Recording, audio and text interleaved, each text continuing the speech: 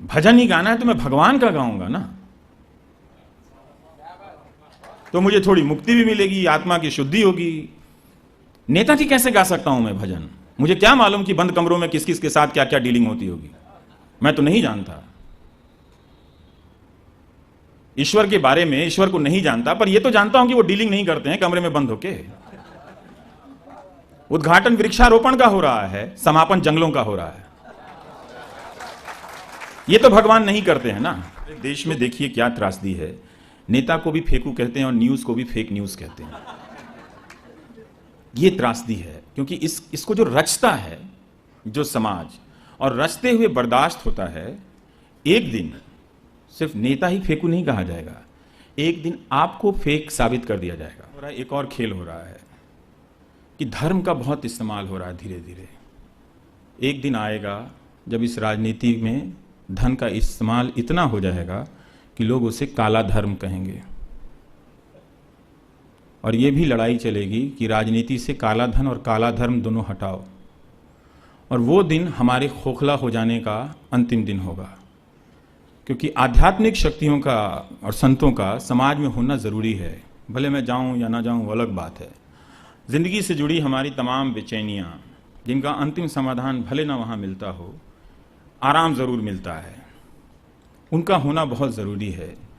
आज आप हर संत को मैं देख रहा हूं कि वो सरकार का काम कर रहे हैं, सरकार के एजेंसियों में घुस गए हैं और हमेशा सरकार के प्रतीक बनते चले जा रहे हैं। ये अच्छा नहीं है, क्योंकि हमें संतों की ज़रूरत है। जो नास्तिक हैं, मैं कर्मकांडी आदमी नहीं हूँ, बहुत पूजा पाठ वाला आदमी नहीं हूँ, लेकिन फिर भी मुझे लगता है मैं नास्तिक नहीं हूँ। पढ़ता लिखता रहता हूँ धार्मिक चीज़ों को भी, तो मुझे एक बात लगता है कि हम सब वो नहीं रहेंगे तो जिंदा लाश बन जाएंगे। अभी भी ये लोग हमारे भीतर सत्य के बहाने ही सही, नैतिकता का एक मापदंड जरूरी है ये बताते रहते हैं, लेकिन जब वो सरकार के सारथी हो जाएंगे, कहां जाएंगे हम लोग? किसके पास जाएंगे हम अपने बेचैनियों के दिनों में?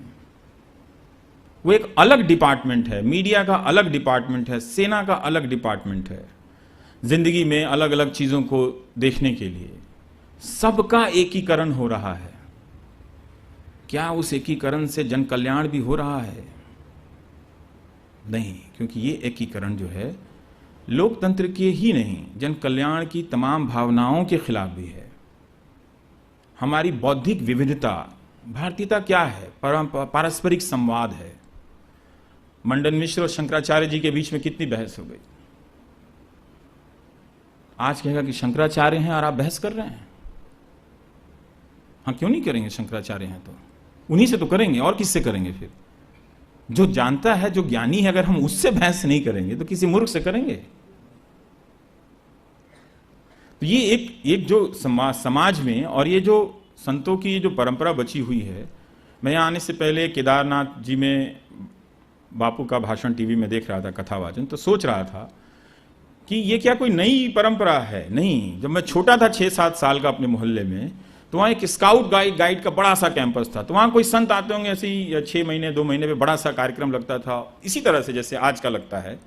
और लोग आते थे, कुछ पूजा की जगह बन जाती थी, वहाँ परिक्रमा करते थे, हम भी उसमें परिक्रमा लगा लेते थे, कुछ भाषण सुन के आ जाते थे, कुछ कथाएं सुनकर आ जाते थे।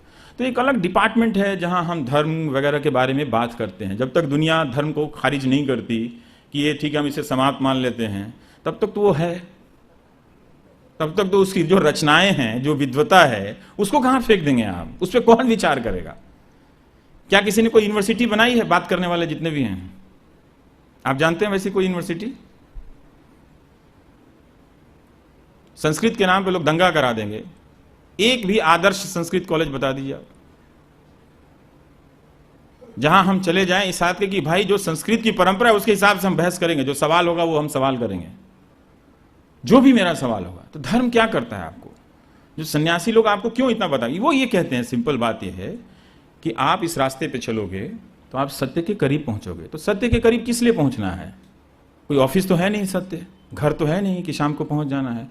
उससे आपके भीतर साहस का संचार होगा, और आत्मविश्वास और साहस से भरा हुआ व्यक्ति ही इंसान होता है, वही दूसरे को प्यार कर सकता है। इसी में संतों की एक भूमिका है, रही है। अच्छे बुरे संत चाहे जो भी हों, पर उनकी भूमिका है। बहुत सारे अच्छे संत हैं जिनकी भूमिका है।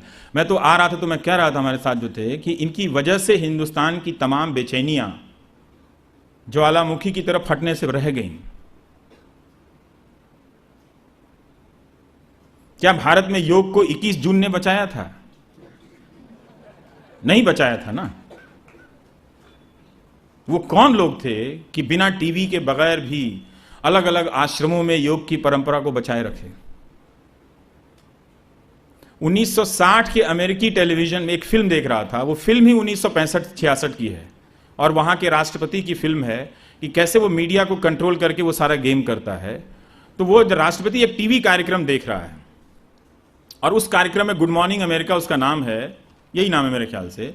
और उस टीवी कार्यक्रम में एंकर के साथ एक लड़की है जो योगा कर रही है।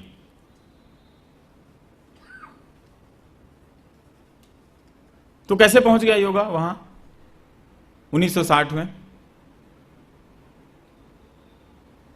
तो एक डिफरेंट फेक रियलिटी आपको यकीन दिलाई जा रही है कि आज से ही मंगलवार से, पिछले मंगलवार से आप सेना का सम्मान करने लगे। मत रहिए, थोड़ा कॉन्फिडेंस में रहिए। आप धर्म के करीब जाइए, सत्य का अनुसंधान कीजिए, साहस लाइए, आत्मविश्वास लाइए। एक दूसरे से प्यार कैसे बढ़ेगा? इतने शक्की हम लोग हो जाएंगे एक दूसरे से करना, तो हासिल क्या हो गया? इतना शक्की, इतना नफरत, इसकी जरूरत नहीं है।